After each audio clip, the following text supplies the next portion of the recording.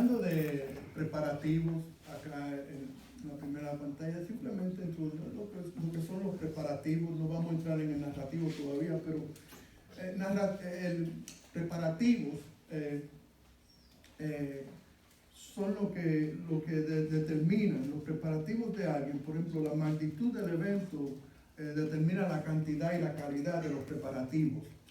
El evento va a ser eficiente al nivel que los preparativos fueron eficientes, fueron buenos.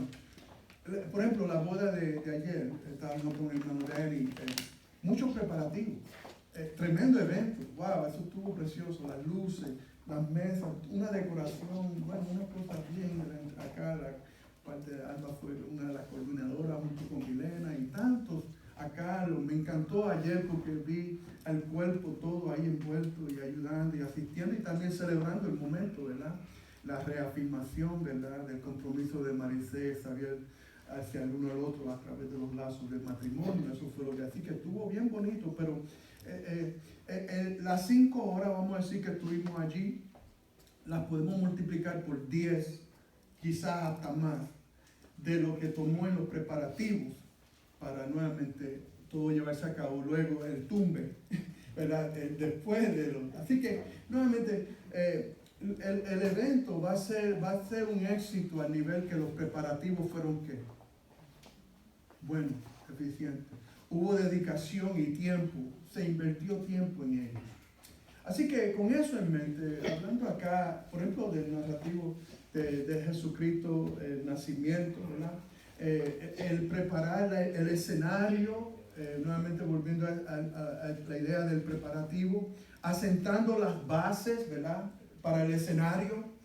Noten, para el evento más grande, yo digo, en la historia humana, es el nacimiento de Jesucristo junto con ¿verdad? La resurrección de entre los muertos.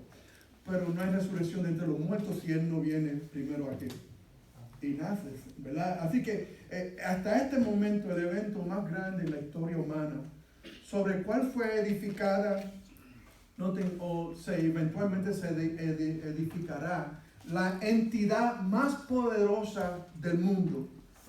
La entidad más poderosa del mundo es la iglesia. Porque es a través de la iglesia, el cuerpo de Jesucristo, universal y aquí local, en Frostproof, a través del cual se proclama ¿qué? Las buenas nuevas de salvación. Nuevamente, la Navidad tiene el fin, noten allí, ese narrativo ahí nace, pero luego siempre lo vemos con la cruz y luego la tumba vacía. Y es con eso en mente que queremos acá introducir, volviendo a ese momento en la historia y ese evento. ¿Y por qué decimos que es el evento más grande de la historia humana? Bueno, es el momento en el cual el Eterno experimentó ¿qué? Tiempo, la aguja del reloj. Jesucristo, Dios nunca supo lo que era la aguja del reloj, tiempo. Es el momento en el cual el infinito experimentó lo que es un espacio, porque Él es infinito. Él es infinito. Fue contenido en un espacio, hablando de Jesucristo, aún en ese pesebre, aún en el vientre de su madre, María, ¿verdad? ¿Se imagina el infinito en un vientre? El infinito, uno mira los cielos, ¿verdad? Que cuentan la gloria. Uno mira los cielos, uno puede seguir mirando y son infinitos.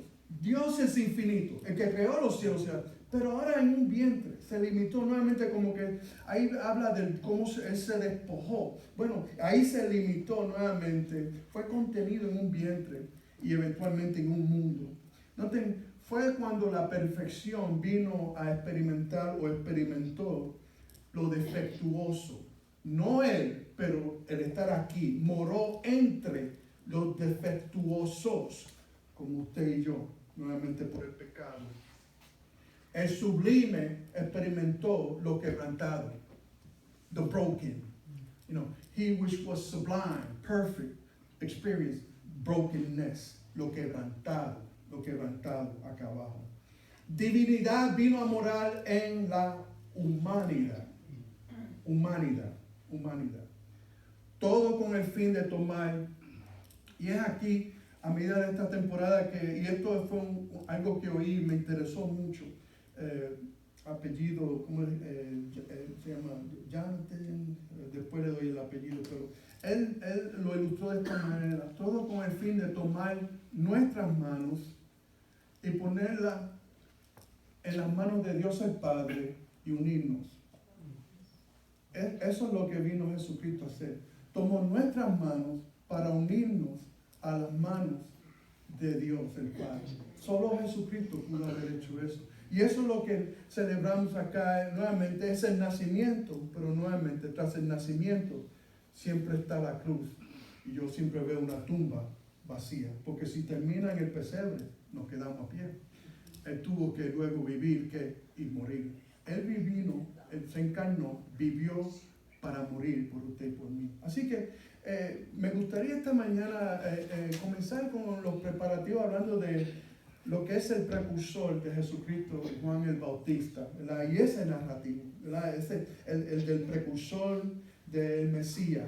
En este narrativo vemos la continuación del trato de Dios con Israel en particular, pero luego más colectivamente aún los gentiles como usted y yo, porque sabemos que el evangelio y lo que él vino a hacer no fue solo para los israelitas, fue para gentiles como usted y yo. Así que él sigue, noten aquí, una continuación del relato de Dios, este amor de Dios que comienza con Génesis, ¿no? Donde él se comunica con el hombre, pero también lo vemos aquí a través de lo que es el cumplimiento de las profecías del Viejo Testamento, tocante nuevamente a su redención y la mía.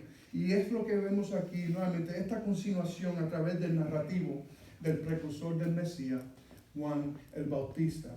He aquí, yo digo, el inicio de la culminación de la historia de amor más asombrante e impactante del mundo, cuando Dios vino a nacer, pero luego a morir nuevamente por nosotros y nuestros pecados. Así que a través de este narrativo del precursor, nuevamente del Mesías, Juan el Bautista, de él se escribe ya, y aquí ya en el nacimiento y concepción de Juan el Bautista ya se están cumpliendo profecías. Por ejemplo, de él se escribió en Isaías capítulo 40, el que clama ¿dónde?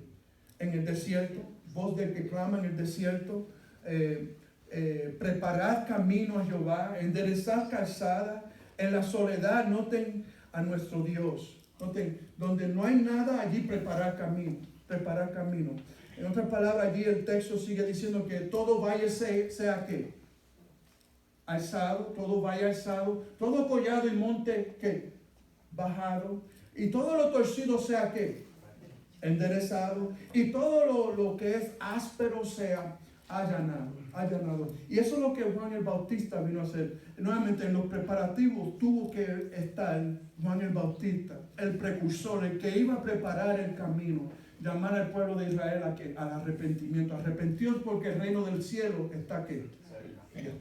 Ya está aquí. Y luego venía detrás, era Jesucristo nuevamente el Mesías. Así que noten, vamos a primeramente ver el trasfondo simplemente con la lectura del capítulo. Vamos a leer de 5 al 7 con la ayuda de los amigos allá. Noten, hubo en los días de Herodes, aquí nos da el contexto histórico.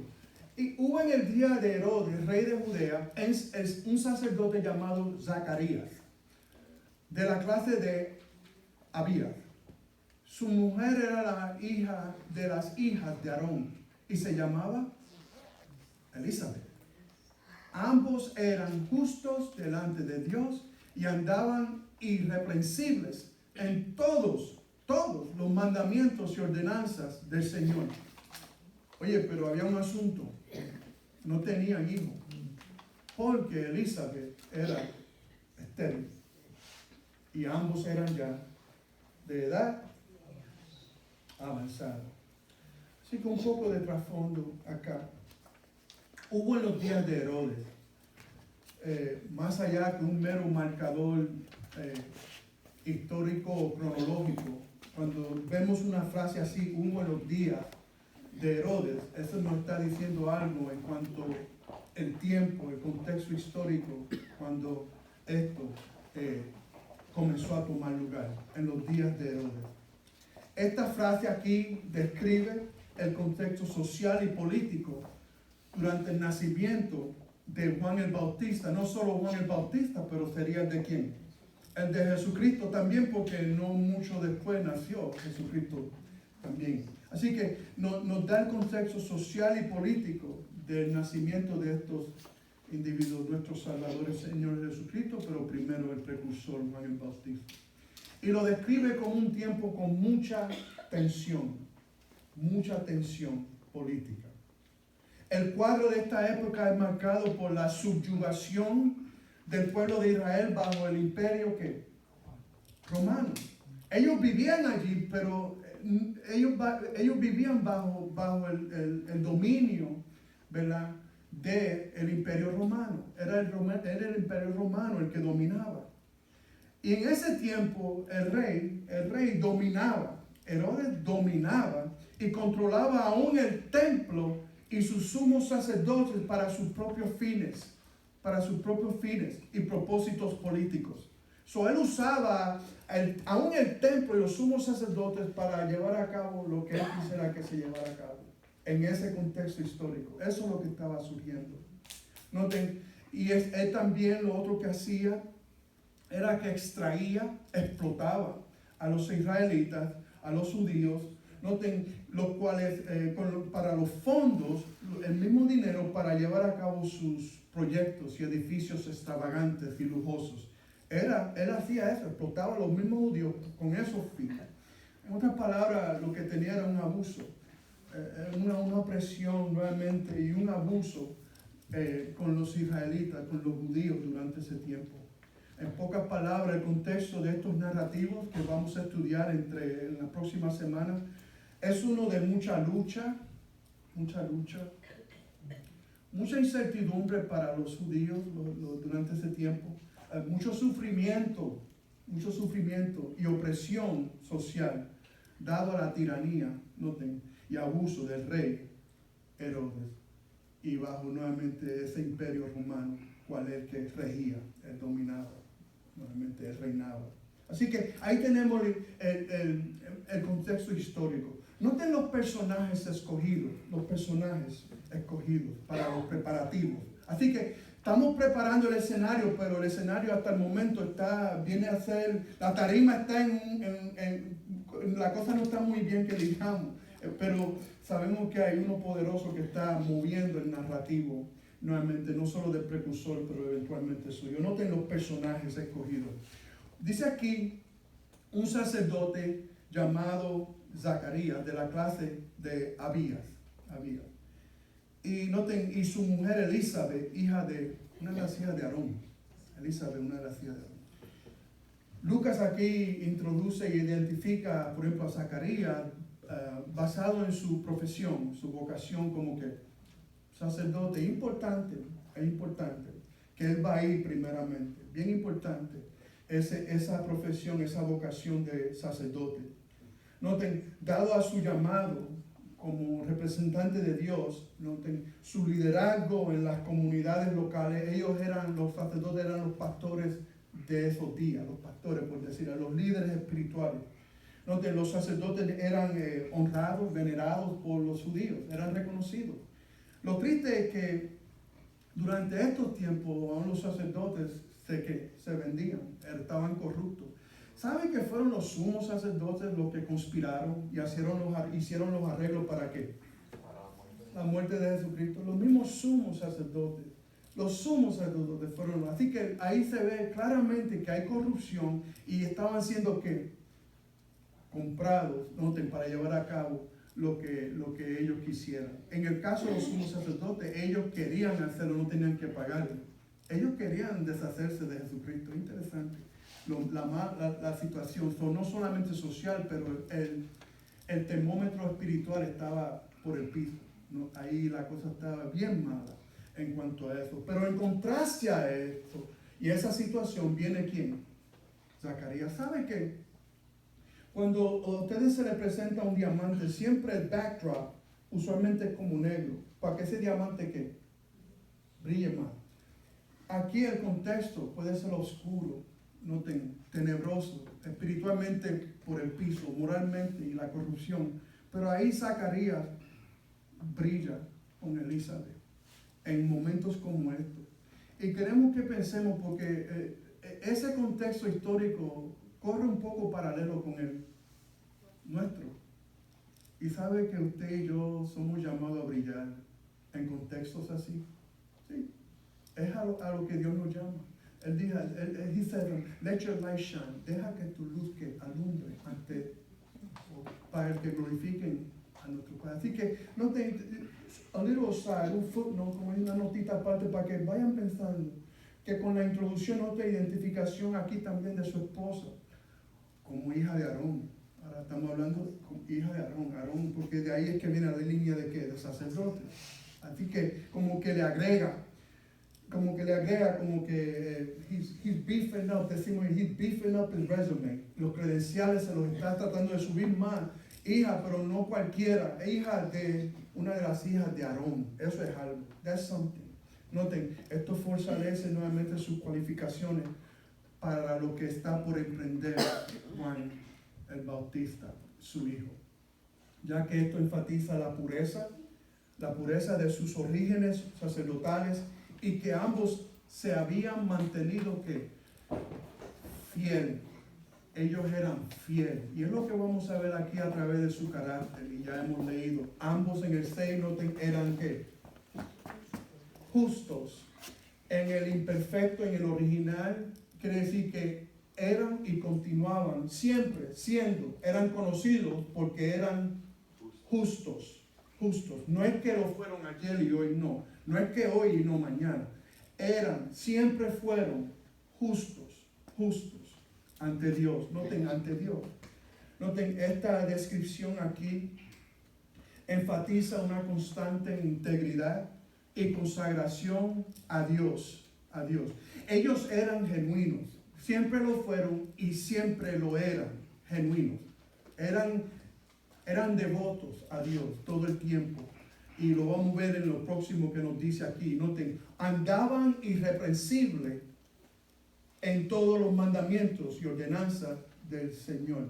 El verbo sigue en el imperfecto y nuevamente los participios igual. Es una continua reverencia, es una continua obediencia a la palabra de Dios. Esto nuevamente habla de una consistente manera de vivir que se conformaba a los patrones y a la voluntad de Dios. Eso es lo que era Zacarías y Elizabeth. Lo que enfatiza el fruto externo de su piedad interna era aquellos que vivían de acuerdo a la palabra de Dios y la voluntad de Dios y estaban esperando por un momento, aunque no lo supieran. Estaban prestos, ¿verdad? Ready, ¿verdad? Preparados para un momento como este. Era nuevamente Zacarías y Elizabeth.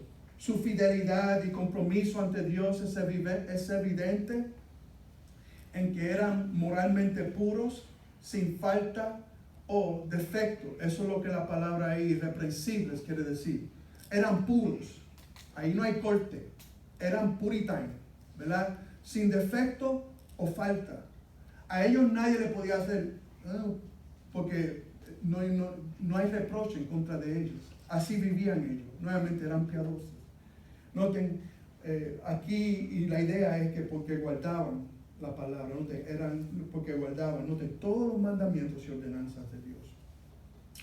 Una frase que me vino a la mente a medida que me di con esta observación en cuanto al carácter de Elizabeth y Zacarías. Dios busca usar a aquellos cuyas vidas coinciden con su palabra. Porque eran irreprensibles, porque guardaban los mandamientos y ordenanzas del Señor. Así que Dios busca usar a esos individuos cuyas vidas coinciden con la palabra, porque si tu vida coincide con la palabra de Dios, va a coincidir con la voluntad de Dios. ¿Cómo sabemos la voluntad de Dios? Bueno, porque conozco la palabra de Dios y obedezco la palabra de Dios. Voy a conocer la voluntad de Dios. Amén. Y voy a hacer la voluntad de Dios. No solamente hacerla. Es not, I have to. No es que tengo, no, es que quiero. Es que yo quiero hacer la voluntad de Dios. porque nuevamente entiendo que es palabra de Dios, y es la voluntad de Dios y no hay nada mejor. Y eso es lo que vamos a ver aquí a través de este narrativo en la vida de ambos, Zacarías y Elizabeth. Su piadosa disposición contrasta un contexto nebuloso, oscuro, la opresión del imperio romano. Noten, en el cual Dios los llama a ellos a esta gran misión, nuevamente, este gran evento, y a su Hijo nuevamente como precursor de Jesucristo. Noten, se anticipa la venida del Mesías. En este contexto, se anticipa que la venida de la luz del mundo, Jesucristo. Y ya Él está en el mundo y sabe que mora en nosotros, cada creyente. La luz está en nosotros. Lo que hay es que ¿qué? Alumbrar. No importa cuán oscuro, tenebroso, pecaminoso, no importa el contexto. La luz siempre va ¿qué? A disipar las tinieblas. Si ahora mismo apagamos, no lo vamos a hacer porque después no nos vemos, pero si apagamos todas estas luces y yo simplemente pongo una velita, esa velita va en ese espacio ¿qué? A disipar la oscuridad y yo voy a poder por lo menos ver ahí.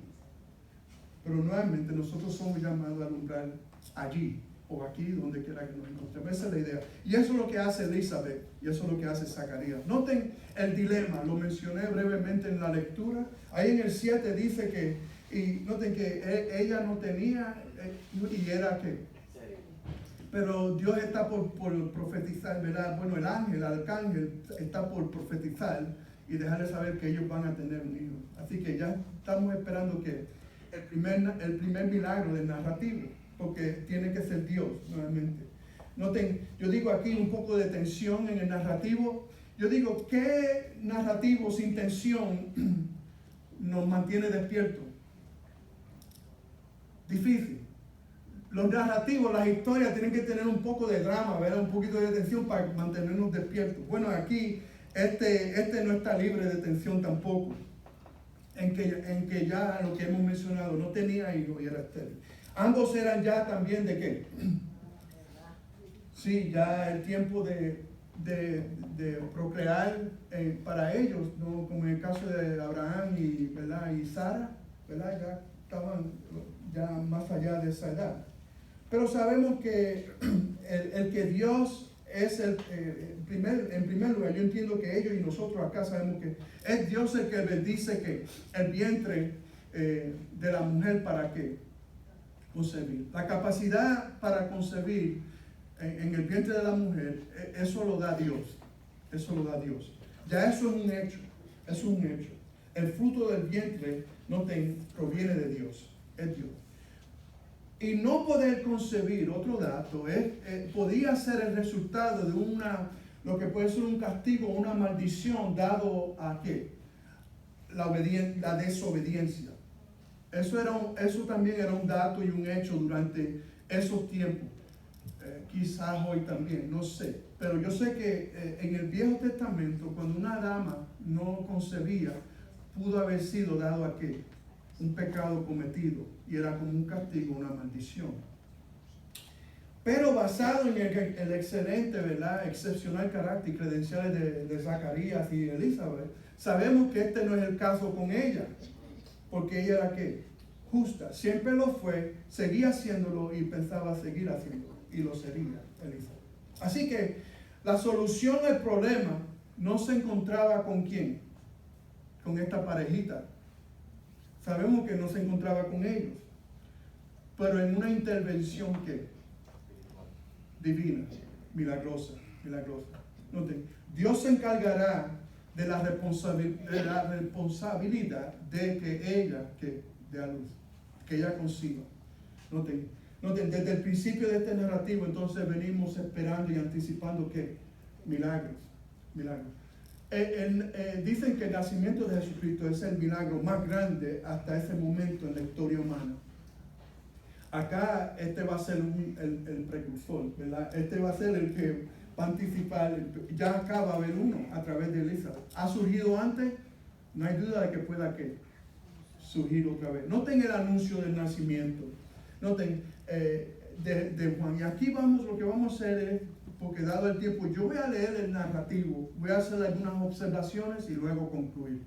Porque acá un narrativo es un narrativo y el narrativo es más largo. Yo voy a leer el texto.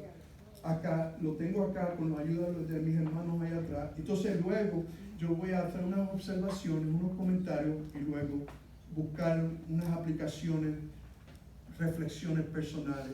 Noten, aconteció que ejerciendo Zacarías el sacerdocio delante de Dios, según el orden de su clase, había una clase específica, a él le tocó, noten, conforme a las costumbres del sacerdote, le tocó en suerte ofrecer el incienso, entrando al santuario del Señor.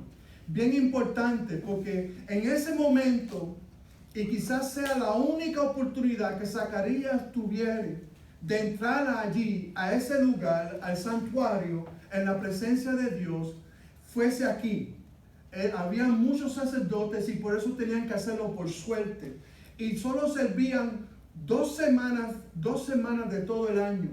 Dos veces y una semana, mejor dicho, en esa semana. Así que para ofrecer, entrando en el santuario, y toda la multitud del pueblo estaba afuera orando a la hora del incienso. Quiere decir que todo el pueblo está aquí, envuelto y anticipando lo que va a pasar. Bien importante porque dado el hecho de que Zacarías ahora está allí en la presencia de Dios, ofreciendo este incienso a favor del pueblo, ellos están afuera orando y están esperando a ver qué está pasando, qué pasó, ¿verdad? Están esperando y orando a ver. La importancia de la oración es enfatizada aquí. En oír de Dios, primero que buscamos hablar con Él, luego oír. Es lo que está pasando. Ellos están orando para luego oír de Dios. Noten el 11. Y se le apareció un ángel del Señor puesto en pie a la derecha del altar del incienso. Noten, ese es el lugar de honor. Allí estaba nuevamente este ángel del Señor. Se cree el arcángel, el ángel principal de Dios en ese momento. Se cree que es el que estuvo allí en ese momento. Uno de sus mejores agentes, si no el mejor, noten, el arcángel de Jehová. Luego sabemos que va a ser Gabriel. Noten, 12. Y se turbó Zacarías al verle y le sobrecogió temor. ¿Quién no, verdad? Al ver a este ángel en este resplandor viniendo a hablarle. Noten el 13.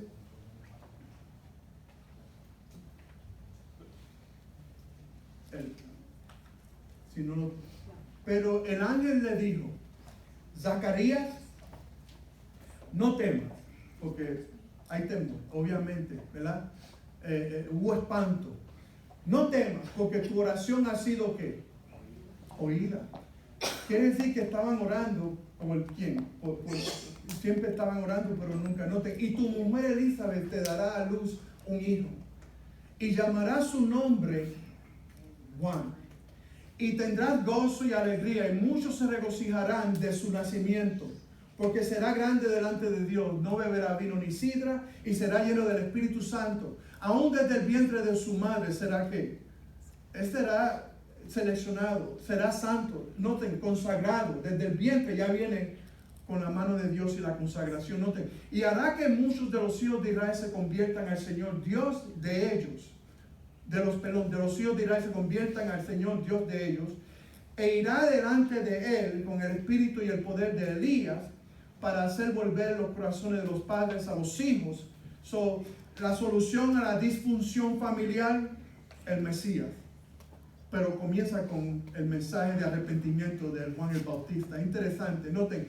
Y de los rebeldes a la prudencia de los justos, para preparar al Señor un pueblo bien dispuesto. Una pausa aquí. Básicamente ahí habla de que Él va a ser grande, pero es grande en cuanto al plan de redención de Dios. Lo que hace a Juan el Bautista grande es la misión que es grande. Él va a preparar el camino para el Mesías y lo que va a ser la redención suya y la mía. Eso es lo que es grande. Pero Él nuevamente lo reconocemos como un individuo bien que humilde. Él mismo dijo, es necesario que Él crezca y yo que mengue, del cual yo no soy digno de aún cargarle sus calzados. Yo no soy digno de eso. Es un individuo increíblemente humilde. Vivió sin muchos fines, ¿verdad? En el desierto dice que comía ¿qué? Miel y langosta. Era una dieta, no sé, no a cuánto le gusta. Yo le echo miel al café, pero no me gusta si eso era todo y luego la langostita, ¿verdad? En el desierto. Así que así vivía él. Pero lo que lo hizo grande fue su humildad. Fue su humildad. Noten, la grandeza y la economía de Dios viene a través de la humildad. Una sumisión a su voluntad. Eso es lo que le hizo grande. Y porque el mismo Jesucristo dijo, y si hubiese nacido de mujer, no habrá uno más grande que él. Pero si hubiese uno que es más, que humilde que él, será más grande. Pero difícil conseguir a alguien más humilde que Juan el Bautista. No te seguimos en la lectura ya, en la próxima. Dijo Zacarías, aquí Zacarías responde al ángel. ¿En qué conoceré esto? Dame una señal, ¿verdad? A los Gedeón, ¿verdad? ¿Se recuerdan? Dime, enséñame algo, muéstrame algo, ¿no? ¿En qué conoceré esto?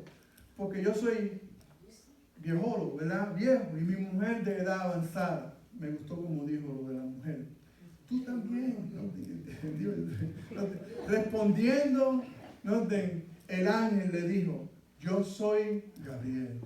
Gabriel. Este es el agente especial, principal. Bien importante, recuerda que en los preparativos yo mencioné la calidad y cantidad. Aquí hay mucha calidad en Gabriel. Gabriel es este fue el que le apareció a Daniel acá en la revelación de los tiempos postreros. Gabriel es el next level, yo diría que en cuanto a portavoz de Dios, él es el arcángel. Nuevamente, noten que vino y estoy delante de Dios. Y estaba allí, pero ahora estoy aquí. He sido enviado a hablarte y darte estas buenas nuevas. Y ahora quedarás mudo. Esa es la señal, by the way. La señal es que él va a quedar mudo. Y al quedar mudo, la gente afuera se va a dar de cuenta, oh, él tuvo que revelación, algo pasó, pero ya mudo, eso fue Dios. Porque es solo Dios el que enmudece y también el que luego nos da la capacidad para hablar. Y usted dirá, oye, que mucha capacidad de hablar, Pastor Orlando que habla mucho y ya espero que termine el mensaje para ir. Y darte estas buenas nuevas. El 20 y ahora quedaría mudo. Y no podrás hablar hasta el día en que esto se haga o se cumpla. Por cuanto no creíste mis palabras, las cuales se cumplirán a su tiempo. Y el pueblo estaba esperando a Zacarías. Y se extrañaba que él se demorase en el santuario. Parece que le gustó allá. O el asunto se tardó más de lo que esperaba, pero esperaban y esperaban. Pero interesante, seguían orando y esperando, porque querían que oír el resultado. ¿Qué dijo Dios? ¿Verdad? No porque se le apareció. Pero cuando salió no les podía hablar y comprendieron que había visto visión en el santuario. Él les hablaba por señas y permaneció mudo. So, sign language, señas de lenguaje acá, ya Zacarías las tenía en el primer siglo, allí antes del nacimiento de eso acá. No sé, quizás estuvieron antes, pero noten acá los últimos versos. Y cumplidos los días de su ministerio, sí, también pudo haber sido un ministerio, se fue a su casa, Zacarías. Después de aquellos días, obviamente, se fue con Elizabeth. Y después de aquellos días concibió su mujer Elizabeth. Y se recluyó en casa por 5 meses, diciendo, así ha hecho conmigo el Señor en los días en que se dignó quitar mi afrenta entre los hombres. Quitar mi afrenta entre los hombres. Así que ahí básicamente vemos, nuevamente hay mucha tela para cortar, el narrativo está sumergido, mucho ahí, pero básicamente sabemos que el apóstol, el precursor, Juan el Bautista, fue separado por Dios, para Dios, aún antes de su nacimiento.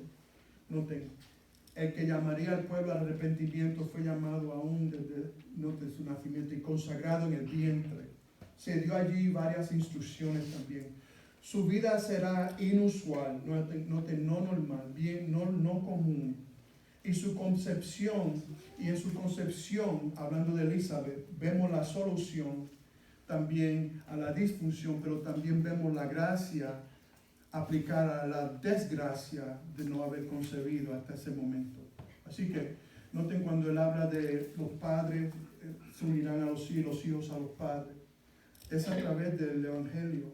Es solo ahí. ¿Quieres saber cómo se resuelve la disfunción familiar?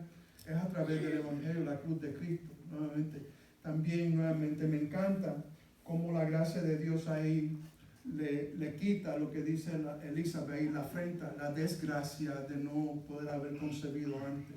Interesante, porque la gracia de Dios es lo que mueve el narrativo. Y esa misma gracia es la que Dios ha tenido para usted y para mí, para poder entender lo que está pasando aquí, pero luego también aceptarlo como nuestro, apropiarnos del Cristo de la Navidad, luego el Cristo resucitado. Así que en conclusión, nuevamente, mucho que decir, poco tiempo para decirlo, pero vamos a tratar de poner aquí un poco de aplicación a lo que hemos venido viendo en el narrativo. Considerando este trasfondo, el que con el comenzamos, un trasfondo, ¿verdad?, que ya vimos bastante opresivo, un trasfondo con mucha tensión, nebuloso, bueno, bien oscuro. Deducimos que ninguna tensión u opresión humana altera o pone alto a los planes y propósitos de Dios. Podemos tomar esa verdad y ese principio y aplicarlo hoy mismo, ahora mismo, no importa, y en cualquier contexto, en cualquier lugar donde nos encontremos. Porque aún en un lugar donde se proclama libertad, puede haber todavía ¿qué? Esclavitud y opresión, resistencia. No importa donde nos encontremos, Pero ninguna tensión u opresión humana altera o pone alto a los planes y propósitos de Dios. Eso es lo que vemos aquí, en este narrativo. Es claro, porque están bajo esa opresión del Imperio Romano. Pero no quita de que Dios está obrando allí en el santuario a través de Zacarías, y luego Elizabeth, y eventualmente María. Y Jesucristo vendrá al mundo, nuevamente la luz del mundo. Me gustó lo que dijo un erudito. Él dijo, el poder celestial puede más que el poder terrenal. Ok, tengamos eso en mente. El poder celestial puede más que el poder terrenal. Eso es obvio ahí. Porque nada de eso quita de lo que Dios va a hacer, con el fin de salvarle a usted y a mí. Eso fue lo que vimos también a través de los jueces, porque en el libro de los jueces, que lo culminamos ahora este miércoles pasado, cada cual hacía lo que bien le da, ¿verdad? Lo que bien le parecía o lo que le daba la gana, ¿verdad? Pero en todo eso Dios preservó la línea y preservó a Israel, porque de ahí venía ¿quién? El Mesías del cual estamos hablando. Es que Él es poderoso. Él hace nuevamente lo que Él quiere, cuando quiere, con quien quiere, y no importa el contexto histórico o lo que esté pasando. Lo otro es que los preparativos y detalles para el nacimiento de Jesucristo, como vemos aquí en el narrativo de Juan el Bautista, fueron llevados a cabo de antemano a través de la preparación de personas como usted y como yo, los padres de su precursor, ¿verdad? Zacarías y Elizabeth. Noten, el abrecamino, Juan el Bautista, provino de Zacarías y Elizabeth. Pero Dios ya venía obrando de antemano con ellos, con el fin de que ellos estén preparados para dar a luz, Elizabeth en particular, a Juan el Bautista. El que abriría el camino, el abre camino, el que iba a preparar, allanar nuevamente el camino para Jesucristo. El que llamó al pueblo de Israel a ¿qué? A arrepentirse. Y muchos de ellos se arrepintieron.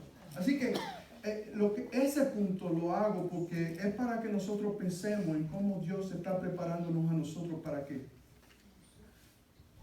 Para seguir llevando a cabo su obra. Él no termina. Dios siempre está obrando. Dios siempre quiere cumplir el fin de su venida, de su encarnación. Sí, nacer, pero luego eventualmente morir y luego resucitar. Y ese es el mensaje. Y busca usar personas como usted y yo para llevar a cabo ese mensaje. Yo digo que hoy día Dios sigue buscando preparar a personas para que nuevamente podamos cumplir el fin de la Navidad y luego lo que ya hemos dicho varias veces, la muerte y la resurrección de su Hijo. Sé que lo digo mucho, pero es básicamente en lo que podemos basar nuestra fe y esperanza, es la muerte y resurrección. Así que aquí, último comentario.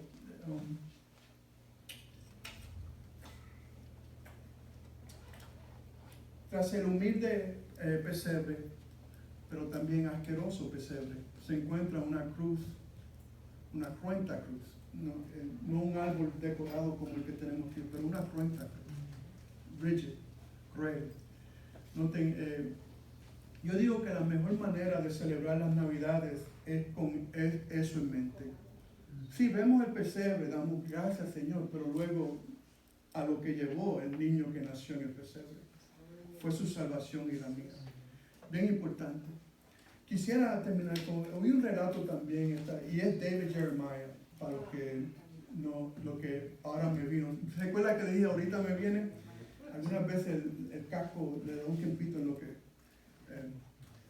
Él compartió un relato de un hombre que trató de salvar a sus padres de un fuego. Un edificio se encendió, ahí estaban sus padres. Él trató de salvarlos, pero en el proceso no pudo y él se desfiguró.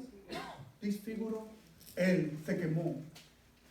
Su cara, gran parte de su cuerpo y su cara fue desfigurada.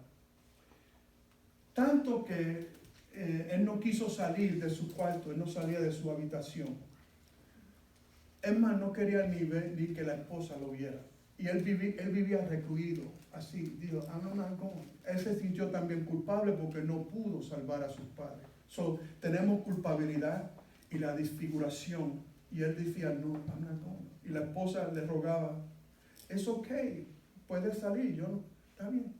La esposa, por estar con él, querer estar con él, este anhelo de estar con su esposo, no importando cómo él se viera, va a un plastic surgeon, un cirujano de estos que hacen cirujano de plástico, plastic surgeon, que le hacen, arreglan ¿cómo se dice? Los rostros y así, partes del cuerpo. Y va a él y le dice, usted puede ayudarme con mi esposo está desfigurado, fue quemado en un fuego y esto y lo otro. Es decir, yo a su esposo le puedo ayudar. Esa cirugía lo dejo casi con todos los features, todos los detalles que él tuvo, se lo puedo. Lo más posible, pero sí, yo puedo ayudarle. Fue al esposo, el esposo no quiso salir. Él no quiere salir. Digo, no quiero. La esposa terminó diciéndole al cirujano, por favor, vaya conmigo, va usted y le dice, y habla con él. Pero antes le voy a decir otra cosa y le voy a pedir otra cosa. Si él dice que no, desfigúreme a mí, para que entonces los dos estén juntos, estemos de la misma manera, yo pueda estar con él nuevamente. Usted me desfigura a mí, por favor, le dijo el cirujano. En otras palabras, la esposa quería ser desfigurada para estar con su esposo que está desfigurado y no quiere salir. Pero con el fin de estar juntos, ella estaba dispuesta a desfigurarse.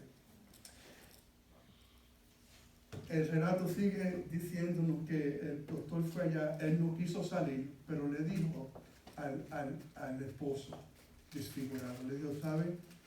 Usted no quiere salir y respeto su decisión, pero su esposa quería dejarle salir. Su esposa estaba dispuesta a ser desfigurada por estar ahí con usted.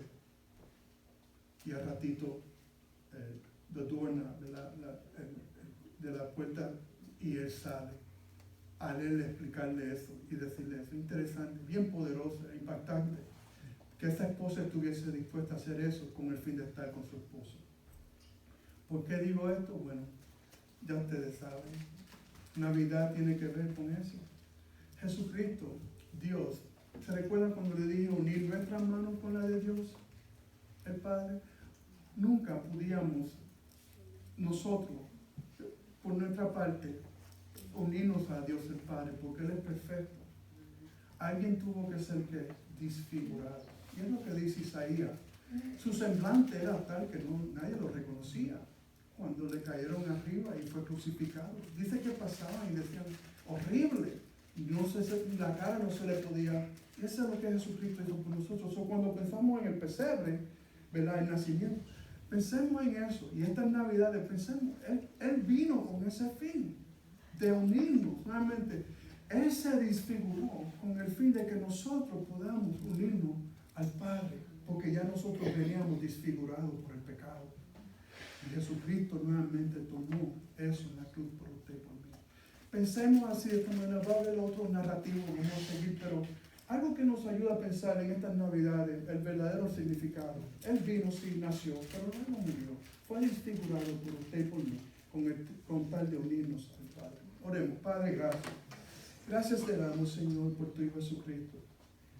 Gracias por la encarnación, que se hizo carne, se hizo como nosotros y moró entre nosotros. Tu palabra dice que, Juan dice que, y vimos su gloria como la del unigénito de Dios, lleno de gracia y verdad. Gracias porque esa verdad nos ha llegado.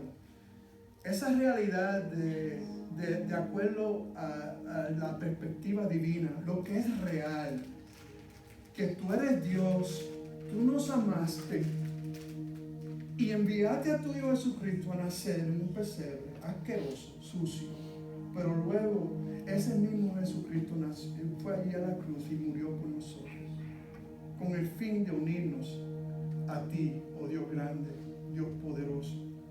Gracias, Señor, te damos. Ayúdanos durante esta época, este tiempo de Navidad, Señor, a pensar en eso, el significado por lo cual tú viniste al mundo, que fue a morir por mí, que fue a morir por los pecadores. Tú viniste a salvar a los que se habían perdido. Si aquí hay alguien que todavía sigue perdido, Él es un sujeto que puede hoy día reconocer esta salvación y este amor, como lo tuvo esta esposa que estuvo dispuesta a desfigurarse para estar con su esposo. Jesucristo se desfiguró para estar con nosotros, morar con nosotros, morar en nosotros a través de tu Espíritu Santo. Padre, gracias, Señor, te damos. Y quizás a través de las redes sociales hay alguien también allá que no te conoce. Que te reconozcan durante este tiempo. Un tiempo muy especial. Este evento historial que nuevamente transformó la humanidad absolutamente en maneras que no podemos imaginarnos, pero hoy día podemos experimentar a través de nuestra fe en Jesucristo. Nuevamente te damos gracias. Bendícenos ahora, mira que vamos a nuestros hogares. Llévanos con bien y ayúdanos, Señor, a seguir meditando en lo que hemos aprendido. En el nombre de Jesús. Amén.